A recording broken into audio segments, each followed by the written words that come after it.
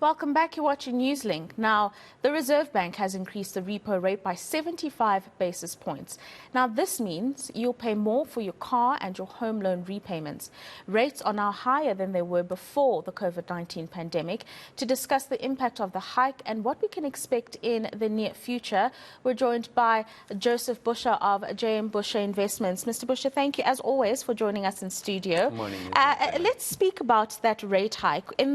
In discussions leading up to the announcement that was made on Thursday, many economists and other analysts had anticipated that the SARB would be a lot more aggressive so that we can end the pain sooner. What did you make of that rate hike that we saw on Thursday? I fully agree with you. I think it's sometime we need to be able to be ahead of the curve and also ahead of the global village. Remember now the world is one big village and we get affected by what happens to the most developed economies, that is the US and Europe. They have been battling with inflation. So our governor, Lesesha Kanyao, mentioned three things, which is high inflation. That will be the cause of that, and certainly the pressures that are coming through in terms of the weak economic growth, global economic growth. And the third thing he mentioned really was the Ukraine-Russia war that have continued. So those are some of the things I think that are really just putting the pressure or keeping the heat on inflation and certainly increasing the rates. I thought it should have possibly been more aggressive. Two opted for 50 and the other three opted for higher, which is really just the reverse of what happened in the previous meeting. So we are going to get the pain gradually, but this means that prime rate goes to 10.5, double digits again, and you're going to have to pay more for your bond, your home, and also those people who are basically getting into the credit shops to buy clothes. Yeah, I mean, the only people that are benefiting at the moment are your retailers and, of course, those with nicer savings or investment accounts. Let's talk a little bit more about that inflation. The governor was very, very adamant in that they will do everything that they can to curb the high price of food and fuel that we've been seeing. And that is what consumers have been dealing with, and that is what the Reserve Bank said they would be prioritizing.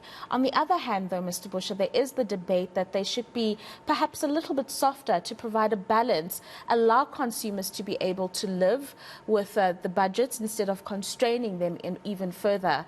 And I suppose the SARB hasn't been able to create that balance and rather focusing on one thing and one thing only. Well, his focus said that they want to steer inflation towards the midpoint, which is 4.5. And I think there's been lots of calls also from the trade unions that we need to balance between employment creation and other socioeconomic issues in the country that cannot be measured purely by the inflation number. So I think that is a very critical point you are raising there. So if you look at it, you've got electricity inflation sitting at about 10.7, which is higher than our core inflation at 7.3. They're looking at to average about 6.7 for this year before it starts easing. They need to find a balance between certainly just targeting inflation, whether we can have a dual kind of mandate for the central bank or Reserve Bank to be able to pursue to make sure that as Africa we get ourselves out of this environment. A high interest rate environment, a high inflation rate environment means that there's less investments into it, but also it means that there's less possibly consumption, because if we are credit driven, what that means that people will go and purchase less and less. That means less activity in terms of the economy. So I think that really puts massive pressure on economic growth. We saw that the GDP has been revised downwards to about 1.8. Your current account balance also pointing to some pressures, minus 0.2% of GDP, moving to 1.5, negative 1.5% of the GDP next year. So I think the pressure is there, and they need to really look at the model to say, is it really working for us or it's not working for us as a country, in particular just given the high unemployment rate we are experiencing right now. How much of I suppose, how much does the Reserve Bank draw on the U.S. Central Bank? On Wednesday, the FOMC minutes had indicated that they might be a little bit softer sooner rather than later with the increases of interest rates, as opposed to the hawkish tone that we've been hearing from our own central bank. So how much does our Reserve Bank draw on what global central banks are doing, and perhaps a slight reversal in the level of aggressiveness that has been dominating over the last year? Well, that goes to your point earlier that, we should have been more aggressive so that we take the pain at once and possibly start celebrating.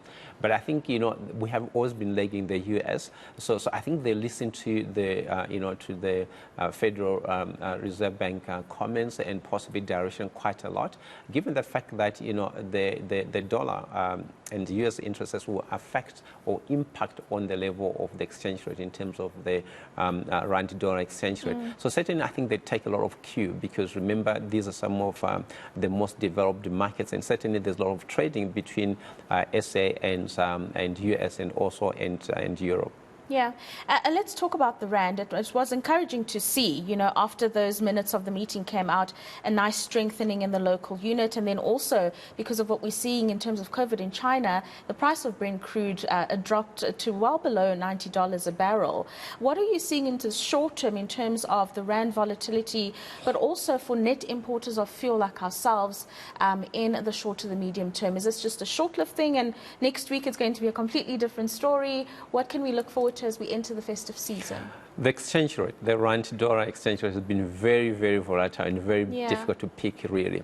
So I think we really want it to come down, because then it's good for us, because remember, we are net importers of fuel. We don't produce massive fuel. So we import that, and hence it does affect, obviously, the exchange rate. So the rand, I think, is going to remain possibly around 17 to the dollar level. We did weaken to towards 17.50, 18, and I think if we go there, we're going to have basically to take the pain a little bit longer, because certainly it will fuel into electricity or into the energy sector. As you know that, Eskom is being powered quite a lot by generators that use diesel, and we have to import that. So there is that pressure certainly that is going to remain. Yeah, and the Reserve Bank did make mention of Eskom as a risk. And I mean, they recently got some diesel from Petro SA, but I mean, that is a short-term solution. Yes. Nothing sustainable, more like a band-aid on a huge wound, Mr. Busha. And just your observation on the current situation with the power utility, the action or the inaction thereof, and what this does to investor sentiment and economic growth, as was highlighted by the Reserve Bank. Eskom is the driver of SA economy. We need Eskom in the fields, in agriculture. We need Eskom in the industries. We need Eskom in the homes.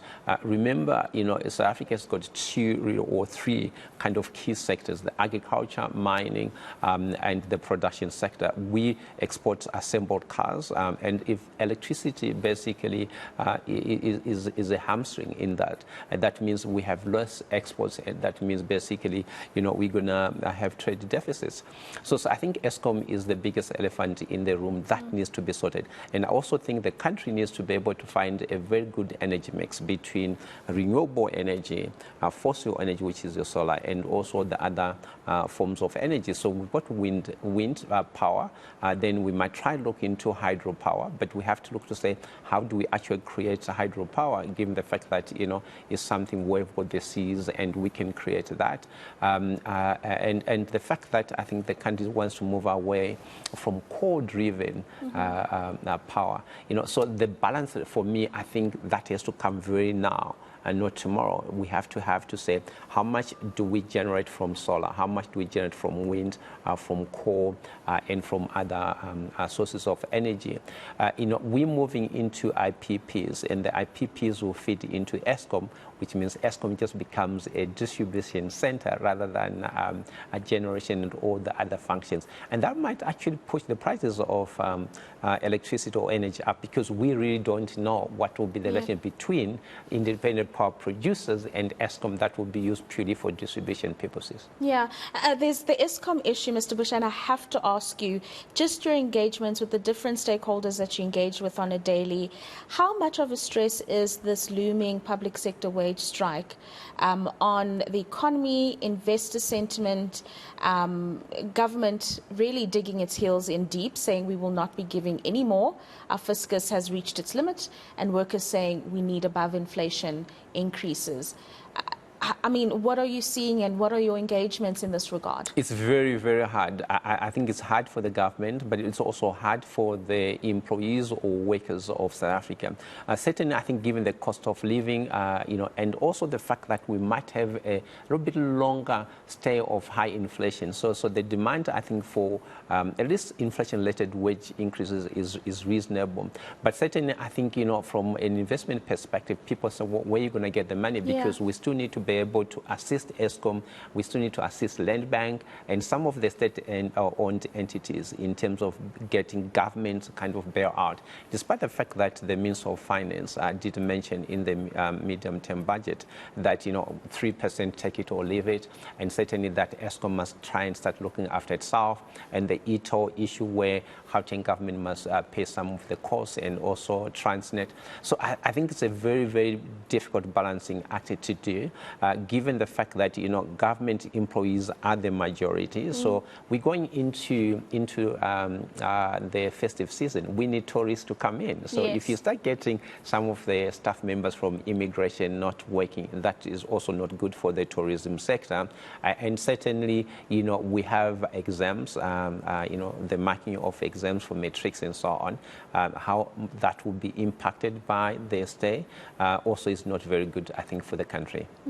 Mr. Busha, as always, thank you very much for your insights this morning. I suppose the encouraging thing is that all three ratings agencies have got a little bit more of a positive outlook on South Africa. So we're doing something right. We thank them for that. It's an early Christmas gift, and I guess it also follows the Minister of Finance, I think, kind of hardline stance against, kind of not being disciplined on the fiscus. No, absolutely. Thank you very much for your time.